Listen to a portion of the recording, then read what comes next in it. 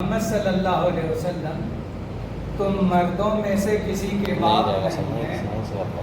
البتہ وہ اللہ کے رسول ہیں اور آخری نبی ہیں۔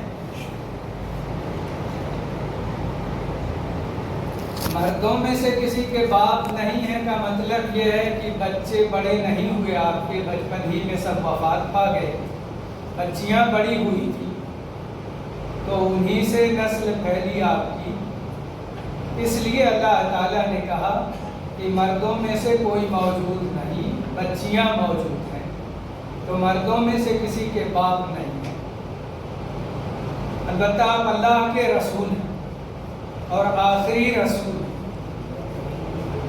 آخری رسول کا مطلب یہ کہ آپ کے بعد کوئی دوسرا رسول، کوئی دوسرا نبی پیغمبر نہیں آئے گا۔ تو اللہ تعالیٰ نے اپنے نبی محمد صلی اللہ علیہ وسلم کو آخری رسول بنا کر بھیجا، اور جب رسالت کا پیغام اللہ تعالیٰ کی طرف سے جو کچھ آیا تھا دوسروں تک پہنچا دیا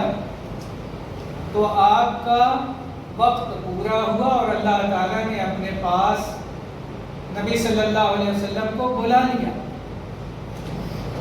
اس کے بعد ذمہ داری ان لوگوں کی ہے جو دین سیکھتے ہیں، سکھاتے ہیں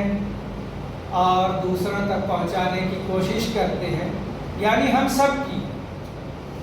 ہم سب سے مراد وہ لوگ جو علم رکھتے ہیں، کیونکہ جس کے پاس علم نہیں وہ یہ پیغام نہیں پہنچا سکتا۔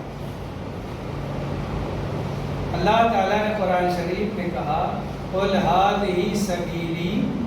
أَدْعُو إِلَى اللَّهِ عَلَىٰ بَصِيرَةٍ أَنَا وَمَنِ اتَّبَعَنِي